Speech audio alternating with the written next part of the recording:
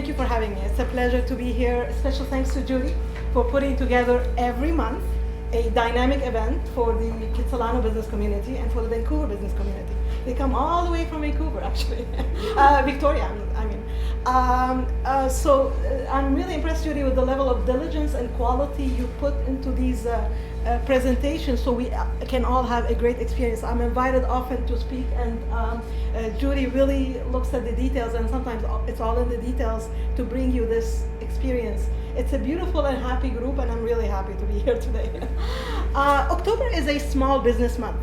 What a better time to self-assess, reflect, and think about what we can do better in our businesses today.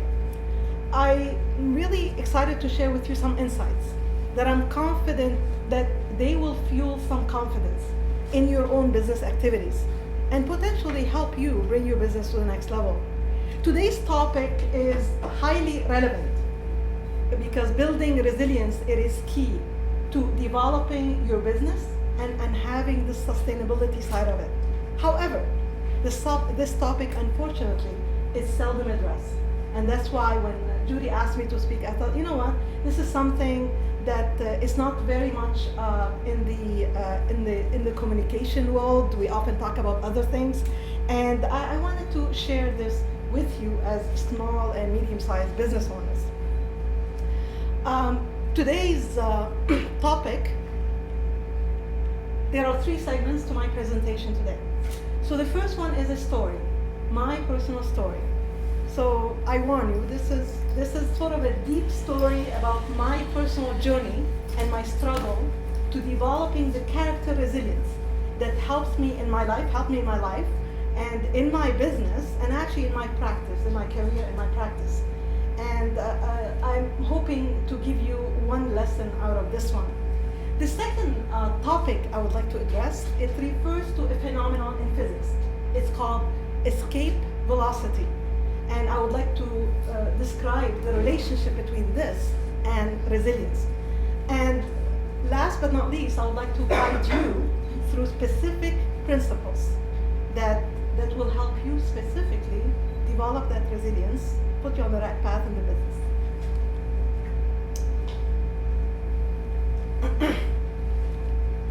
I believe that we all have personal experiences, and these experiences have a deep impact on our ability to develop the resilience. And here's my story. To understand the end, we absolutely must start at the beginning. My beautiful, exciting story to life started in Lebanon. It's a country the size of the Okanagan region that actually was initially inhabited by the first one, the Phoenicians. The Phoenicians settled there over 5,000 years ago. So the Phoenicians were skilled in trade. They were skilled in art, shipbuilding. They were the first, actually, creators of the 24-letter alphabet. Lebanon wasn't called that way all the time. Over time, it was ruled, besides the Phoenicians, that's Princess Elisar, who's very famous. I don't have time to talk about her today. It was ruled by the Assyrians, Babylonians, Romans, Byzantines, Ottoman, and do not forget the French. I was personally always fascinated by this history, this ancient history that shaped the region. We had a strong curriculum in history in school, and it really taught me, it fueled my curiosity for learning and my thirst for learning.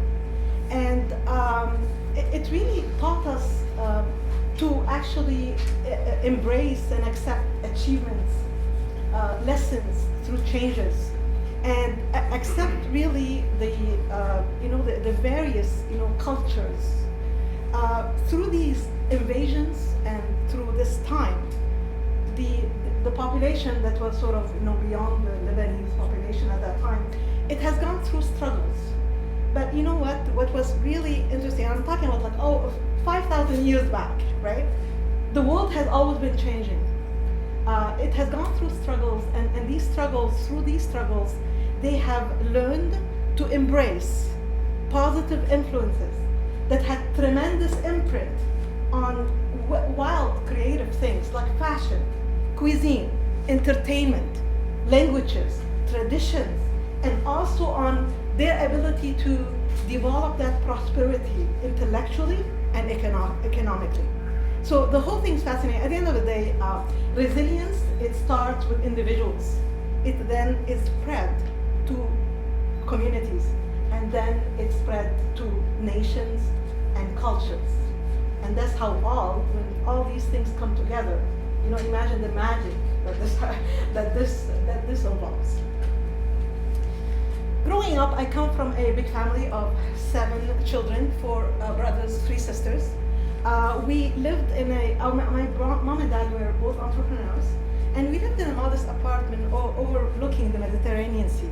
I used to look forward every day to sunsets from our balcony.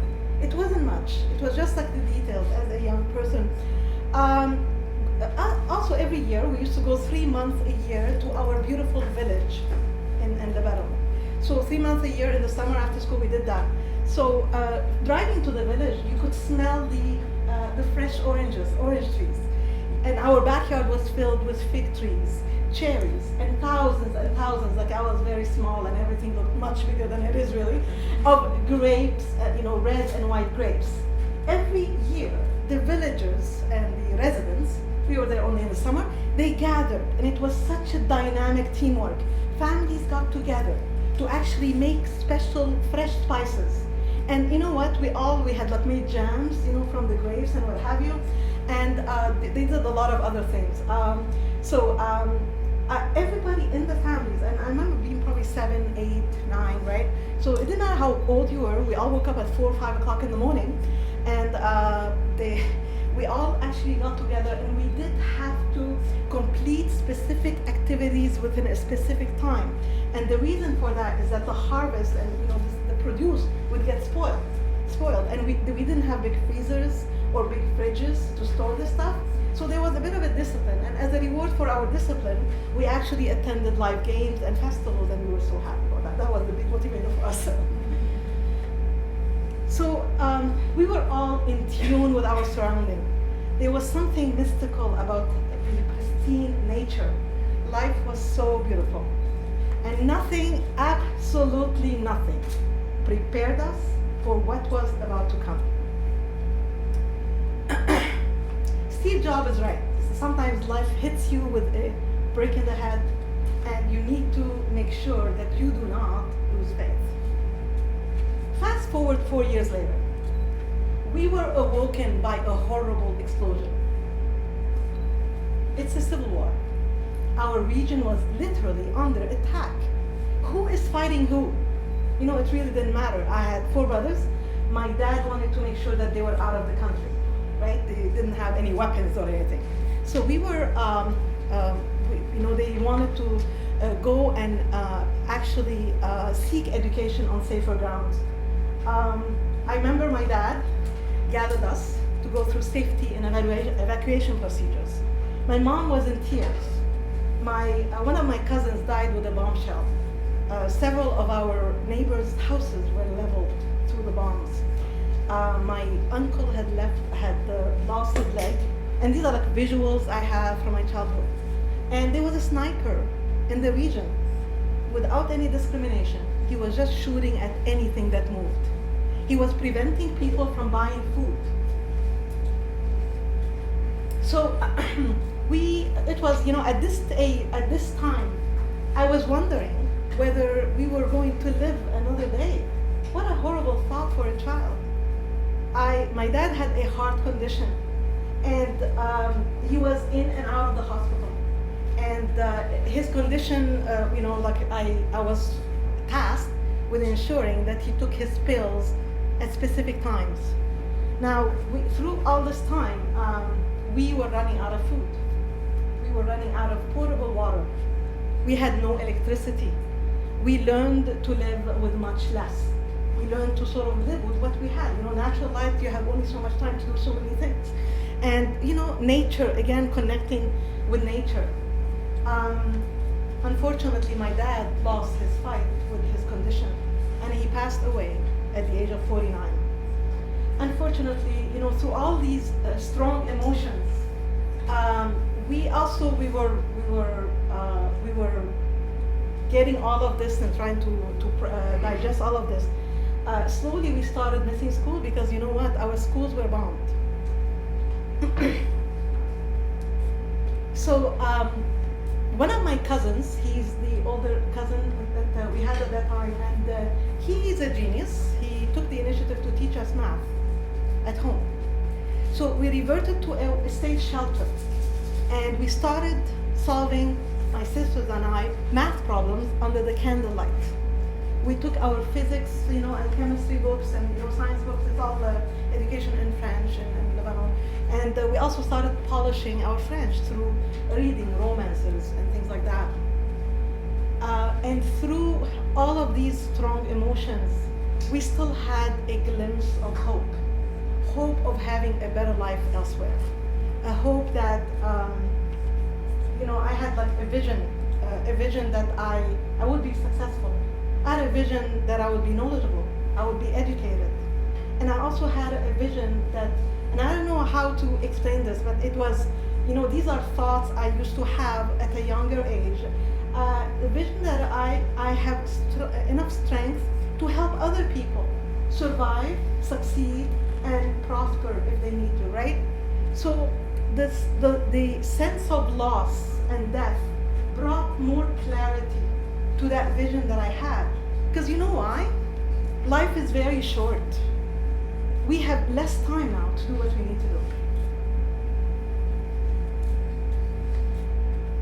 And Beth Brooke was right, is that often it's not the winnings that build your resilience. It is really the setbacks. That's the law. A few months later, we moved to Montreal, Canada, land of possibilities. The Montreal, it was, the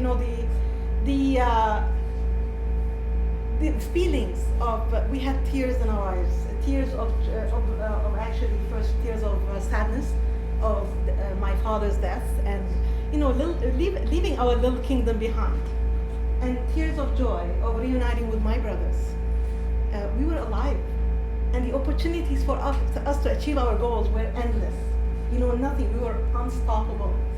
The Montreal school I went to, through a one-size-fits-all process they had, evaluation process, they required that I repeated 2 years of school. Because they, said, okay, you come from a third world country, yeah, go there, right? So I really felt strongly about this. I really felt deep inside I could do much more. And I did a bit of research. I gathered my courage and my confidence, and I took the initiative to meet with the principal. And the purpose of the meeting was to challenge their evaluation process. Who is she? She just landed, So what I have agreed to do after the meeting, I have agreed to pass exams for more senior levels in math, chemistry, physics, and in French. And with some preparation, I actually passed my exams with 95% success rate. Wow. So, yes. so this was the first pivotal moment in my life as a teenager. My life was blended with joy and sadness, and this was the first moment where I felt I was unstoppable. Which brings me to the next point. Escape velocity is a terminology in physics, whereby it is it's what you need, what an object needs, an object like a rocket, to actually leave the gravitational pull of Earth and reach orbit. It has been referred to as a metaphor by Rusty Lindquist, and he refers to it as an important pivotal point beyond which you're unstoppable. It's a point beyond which it transforms you. And see, in life we are pulled back by gravitational pulls. These pulls could be related to labels they put us on, drawers, okay? It could be past, it could be gender, ethnic background. It could be related to our family members who want to pull us back to where we are, the status quo. And these pulls, they have a really tremendous, we could surrender, and they could actually stop our future from existing.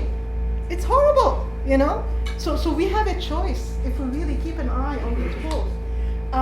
What is really important about escape velocity, that phenomenon, is the fact that you need to know that you, every one of you have the power to perceive yourself not as the product of your label, past, future. You have the power to perceive yourself as the potential of your future. And the moment you perceive yourself that way, nothing can stop you. So from this perspective, you have a goal. So look at this. This is the pulling state, okay? So this is your trajectory to achieve your goal. And this is the escape velocity. This is the point beyond which you are unstoppable. This is you running like crazy towards your goal. And this is a force holding you back. So this bucket at the bottom, it could be anything. This is status quo. Something is pushing you back. It could be yourself. It could be lack of confidence, habits, right? So another diagram to illustrate this again. So you have the pulling station here. You have activity to achieve your goals. You have activities that you need to do. These constraints are everything that any excuse that you might think about that prevent you from achieving that goal. Once you pass this, you're in the happy station, right? That happy point beyond which you are unstoppable. And that's the escape velocity thing.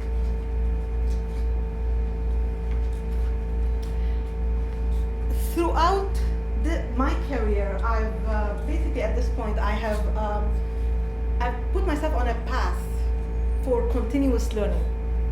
So I designed the next segment of my career after I experienced that escape velocity thing as a teenager. I went and I really made myself very diligently committed to achieve higher education. I acquired my computer science degrees in management, masters in project management, leadership development, certifications in executive and business coaching. And I've focused my time for the last 2 decades on helping entrepreneurs improve their performance and improve their ability to achieve their corporate mandates. But through this time, I've bumped into escape velocity moments. Early in my career, I landed a job as a computer engineer. I was the only woman among 26 men. And I've experienced my fair share of conscious, unconscious bias. There were little details that added to big things that resulted in a result that was disadvantageous for me. There was a point, one situation where I thought, I'm not going to take it anymore. Okay, so they had off-hour support calls. These off-hour technology support calls, all the 26 men were taking turns. Okay, and these off-hour support calls, they open opportunities for additional learning, which I'm striving to have, and also additional revenue. So they were rotating among them. And they never included me in the decision, and I was excluded. And you know why? They thought it was beyond my bedtime. So, and I can tell you, this was true. This wasn't a joke. So I stood my ground. Now I was labeled. I was the youngest woman, youngest person in that group, and I was also a woman. I don't know. Maybe this is a coincidence, but so there was a specific, sort of that attitude.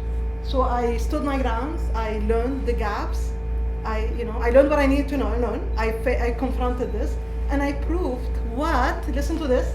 I was not expected to. Okay, I proved that I was capable to do this. Another situation where I've experienced this. I was running a large program. It's a multi-million-dollar program, and my team. I had about 350 people, team members from 30 countries. And it was a leading edge technology that we are putting in those countries. So as the lead, I was managing everything, and we had a deadline to put this solution for a small group of users, to see how it goes, right? So the moment we put it, the operations were paralyzed. They were halted. So it was a real bad news.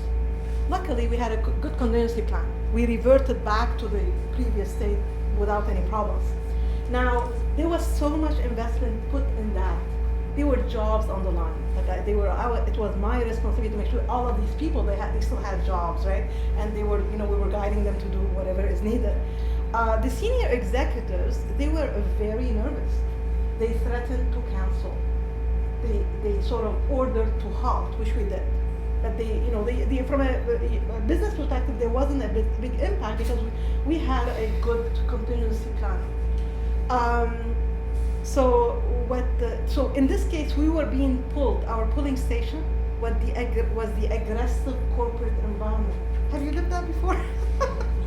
So a couple of people, they could be in the, face of bullies or aggressive or whatever that you want to call it. So they were trying to make a decision. So in this case, we sort of took a bit of a break, sat back. We did our work. So I, put together a task force of experts from various top-notch companies, IBM, Microsoft, and all of these. And we were looking at, we were trying to gain clarity on the problems. We have developed, we assessed what were the obstacles. We came back with creative solutions through brainstorming. And most importantly, we documented our lessons learned. And I took my confidence and armed with the knowledge, and I went to that highly aggressive group of executives to actually present and get their buy-in on completing. Good news, I got their buy-in. The thing is that this program, it wasn't only a point of time happy moment. A couple of years later, this program achieved tremendous success. We were putting a leading edge technology that other businesses in the similar industry were not, they didn't want to do. So the program saved $20 million for the business we were mandated to. So the solution itself, it was a net saving, $20 million. It also won the best return of investment of the year. I went to pick up the award in London, England. It was an international award among 69 countries. And I was invited to speak, speakers in industry forums, in Citrix iForums, and there are thousands of attendees about my lessons learned. As the program leader and executive, I was invited to speak about my lessons learned. So going from halt, cancel, we don't know anything. Not only that we don't know anything, we don't want to know anything. That was the attitude. To, please, we have a better solution, listen to us. And that pulling station was poisonous. Now we had it flourished. People were trying to follow examples. A lot of everybody almost on the team was promoted to better careers because of this specific moment. So that is a moment of escape velocity. Now I'd like to pause. If you can think about an escape velocity pivotal point in your life, like we're gonna take a minute or two. If you can talk to somebody next to you, and let's take a moment.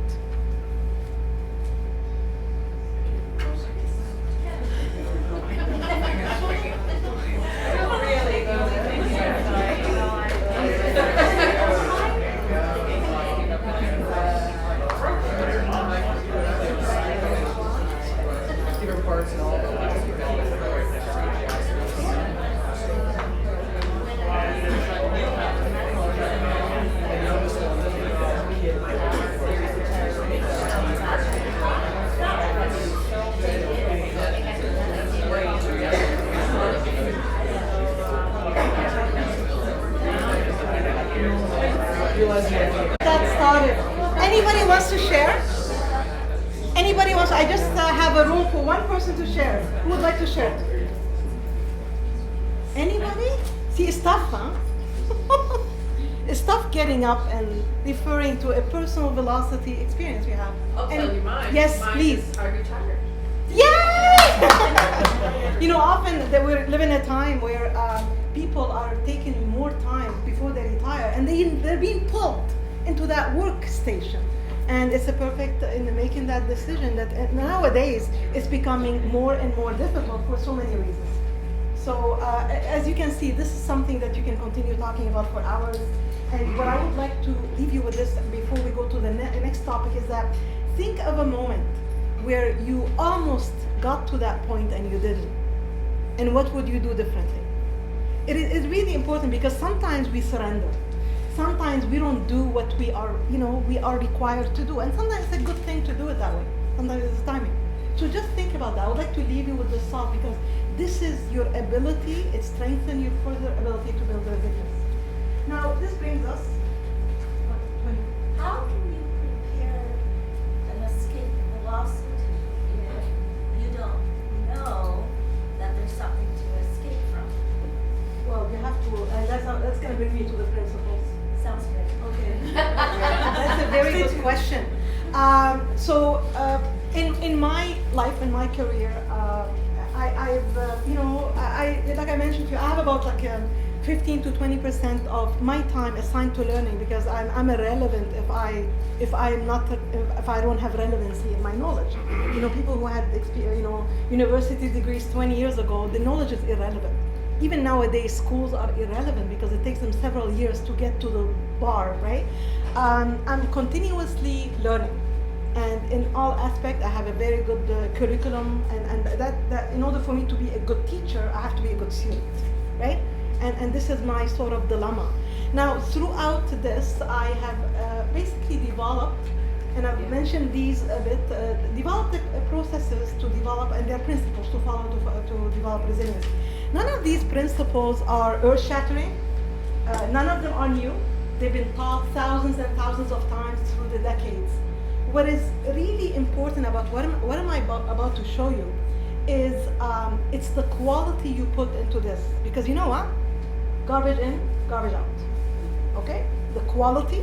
So whatever you do through these, you need to make sure that you don't have the expertise, bring the expertise on board. And the other thing, most important, is the order.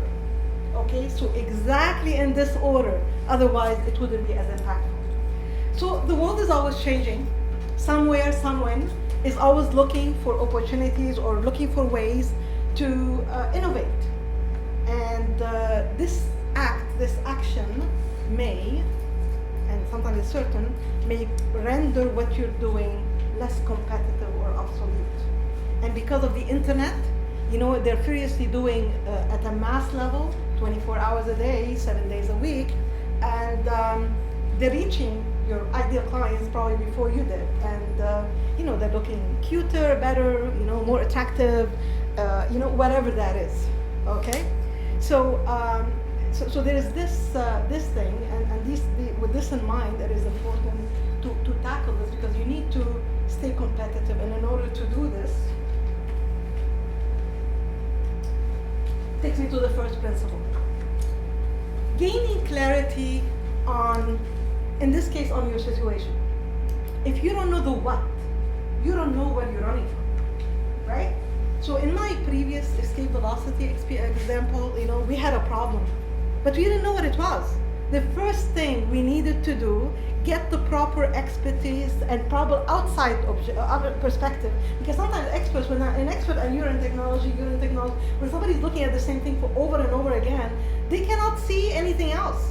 It's the law of Einstein. Doing things over and over again and expecting different results, it's insanity. That is the key of insanity. And sometimes having the same people working on the same problem solution, if the problem was created by these people or not purposely, sometimes you need to have an outside objective, right? So gaining clarity on your situation, gaining clarity on your business. What is your business? Who are you to your prospects?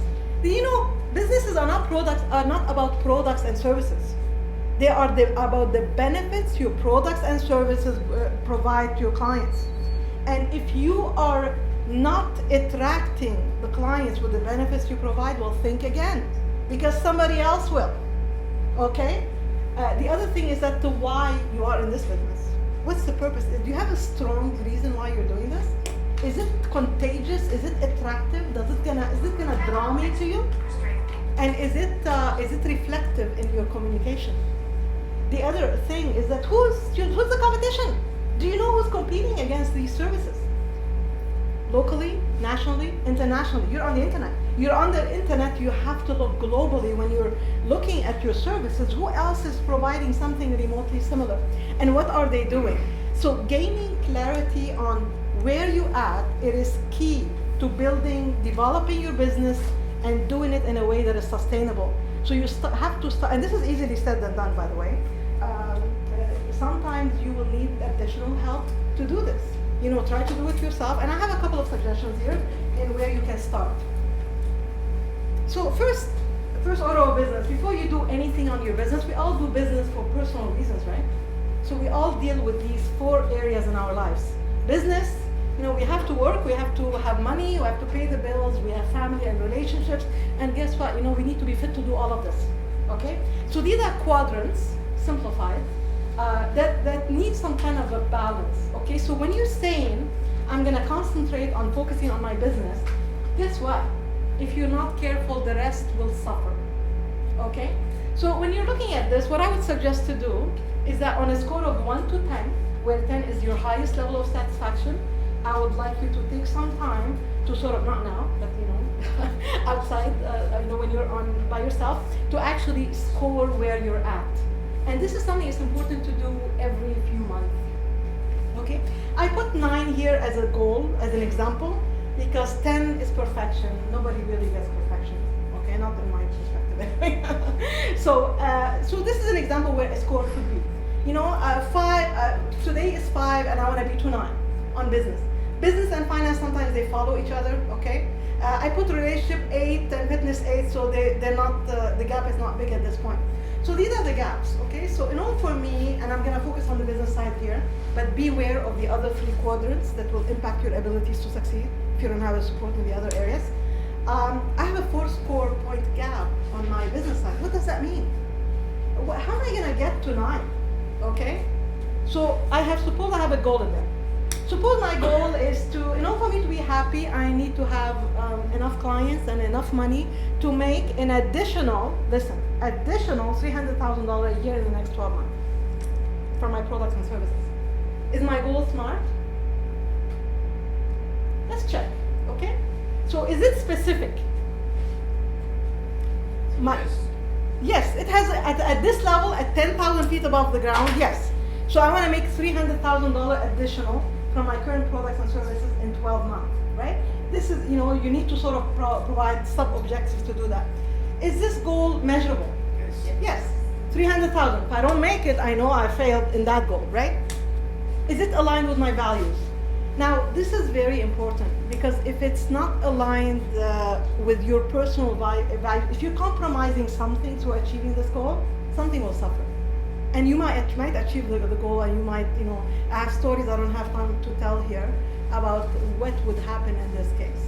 So you might achieve the money side, but if you're compromising other things, it's not a good thing. So really look again, is this something that a part of what you do in your paradigm of values?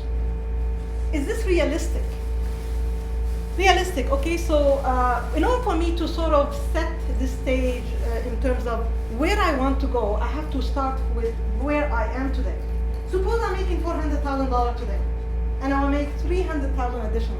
I'm almost like hitting like the double. It may be a stretch. At this level, okay, I may say at this point, I know at a high level, I don't have any more information, but at this level is okay, right? So let's take it as okay with further review. Is it time driven? Yes. 12 months, okay? So a specific goal, a SMART goal sounds like this. I have $300,000 additional revenue from my product and services at the end of December or at the end of October 2017. So I state my goal, I consider it achieved, I speak in the present tense, I visualize it, and for me, okay, I am capable of doing it. So let's get started on why I wouldn't be able to do that. So in terms of as this, this is a SMART goal written. When you write it down, you're already increasing your chances dramatically by achieving this goal. Harvard Business Review, they did a survey on their graduates over a 20-year period. And they found out their graduates, out of all the graduates who had careers and making a lot of money, only 3% wrote their goals. Only 3%. You meet people, everybody in the world, I'm going to help you achieve your goal. I'm going to help you achieve your personal goal. I'm going to help you achieve your business goal, whatever that goal, right? But the point is that unless your goal is laser focused and it has this level of commitment, you're not gonna get there, okay? So writing the goal increases your chances by 1,000% of going on the right direction. Reviewing it every day, it also dramatically increases because psychologically it puts all of your body, your brain towards focusing on prioritizing everything that I need to do to achieve that goal, okay? So now this brings me to the next C of developing resilience, which is evaluating your constraints with objectivity. Now, did I say, okay, my goal is realistic? Okay, now I have constraints to achieve this goal. So what these might be? So this is my current position. These are the activities I know I need to do. I know I do these activities every day. I'm already making $400,000 a year. Now, I have constraints. Do I have enough people? Do I have the right expertise? Do I need to hire more consultants? Do I need to hire more employees?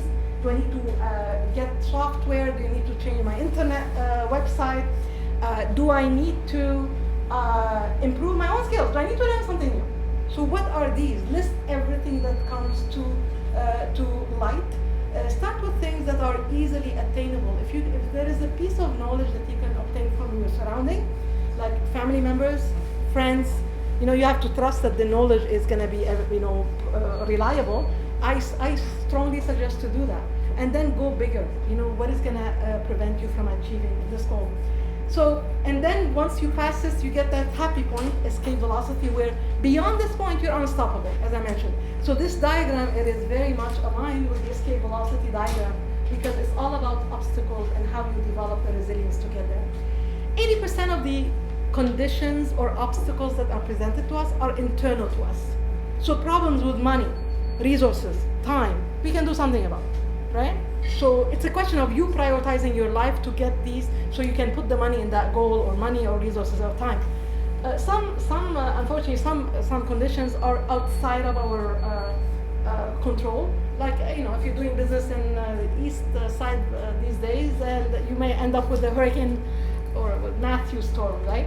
So if you have an earthquake, or you have some kind of a natural disaster, or sometimes if you're dependent on people that you say, I'm depending on John, and John just found out that he has critical illness. He can no longer help me with this. And I put, with no contingency, I put all my things in one, invested all for him to complete something within 12 months. So my 12 month is delayed. So with reference to realistic side of the goals, you need to make sure that you have, you've assessed this properly. So this takes me to the next C of developing resilience, which is creativity. There are thousands and thousands of ways of injecting creativity and fuel this in your business. I'm going to talk about one. Okay, so this consists of a process called mindstorming. This is not mind mapping, it's mindstorming. Mindstorming, unlike brainstorming, it's brainstorming with yourself. So it's a process that has been proven to resolve problems, build creativity, and come up with some ideas that you probably have not been coming up with before.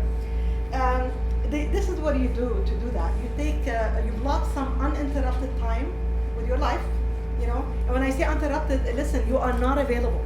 No text, no pages, no emails, nothing. If the best time to do this for you to be totally uninterrupted, 5 o'clock in the morning, well, let it be. Block some time, write the desired outcome. Desired outcome, it could be a goal, or it could be a solution to a problem. List everything that comes to mind, okay, on a piece of a blank paper. Avoid evaluating, and let the answers flow out of the stream of your consciousness. And this is, it refers to the levels of consciousness we have, how our brain works. And in this context, you are activating your superconscious mind. And in this case, you are drawing on ideas that may not be available to you when you are, surrounded by noise.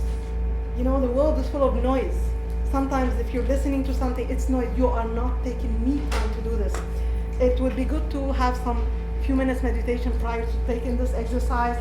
And once you're done, you're gonna take out the ideas that are gonna be the most relevant, and then you're gonna build a plan that's gonna help you resolve these constraints. The fourth C to building resilience is control. It's your self-control. So this is your unconditional commitment. for you to stay above the line of success, regardless of the situation. So you look at this line is here, it looks like water. Below this line, we're suffocating. We have limited options for survival. Above this line, we have freedom. We have oxygen. There is life, okay? So some of us wake up in the morning and they decide to blame everybody for everything that's happening to them. It might remind you of some people recently.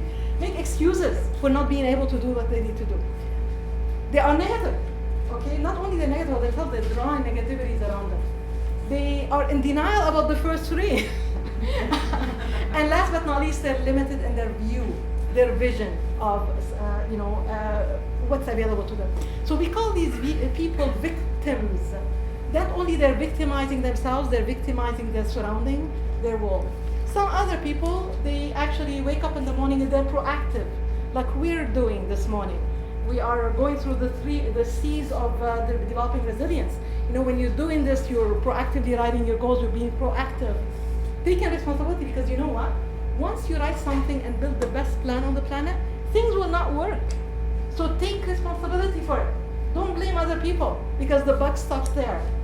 Be optimistic about better solutions.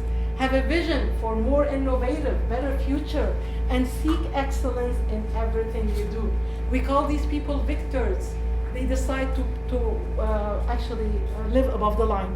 And now that you know this, you do have an action item when you go back to your world to actually pull somebody out of that negativity. Because we're surrounded by these people in our personal life. It could be people at home, it could be, so this is sort of a bit of a disease. You're not gonna go anywhere with this type of behavior. And you find if your environment is pulling you toward this, get out, run away. And the last C of building resilience is it's continuous learning. This is your struggle for continuous learning. There is a 1% rule that is highly used in sport. Athletic in Olympian athletes, they actually are gold medalists. For 4 years, they study and they work on increasing specific practices. Suppose one specific athlete, they want to improve their swimming, and they have 100 improvements that they have to go through. So they do improvement 1, 2, 3, 4. Now when they get to improvement number 50, do they forget the 49? No, it's cumulative, right? In business, it's exactly the same thing. So in business, the 1% rule, when you have a plan and you are consistent about executing and achieving this plan, you are guaranteed to improve your performance by 30 to 80% in whatever you do, okay? Now, the type of improvements you need, again, you might need help on this, but if you have a consistent plan where you're working the plan, you're doing this. Now, the red line is for people who may have a plan, may not, but they are not diligent. They're blaming others, they're making excuses, the weather is nice, I want to go to the beach, or something else, right? Something is not happening for them. There's a storm today, I can't do it, okay? So this is being in the red line. Success may be accidental, and they may be procrastinating their way to go to the next step. So these are the 5 C's, and we teach this in our practice, which brings me to what we do. So through our practice, we help businesses achieve a high level of performance through leadership program, training, and business coaching and consulting. So we follow the 4 pillars of leadership. Through foundation, we help you get clarity on what business you are in, and sometimes it requires further research assessment. We help you build a sound architecture that's going to get you to have a more sustainable way of growing. Then your brand, okay? So the brand is not about just the beauty and the graphics and everything and the colors. This is important. But the brand, it's the foundation of everything else. It's how people refer to you, okay? What kind of the psychological effect you have on people when they see the logo, when they hear you talking? It's like walking the talk, and it has a lot of other aspects. So help you with that. Effectiveness is building that sustainable plan to help you achieve those goals, going through these obstacles that may be hindering your ability to succeed, developing the sound strategic plan, hiring the right people, the right competencies, bringing the right technology. We bring in the knowledge in business, finance, and business and management, in technology and in finance, and the trio makes the results for our clients much more impactful. And then you need these 3 to be okay for you to achieve growth. If you're growing without having sound, these three, you're gonna have a problem, okay?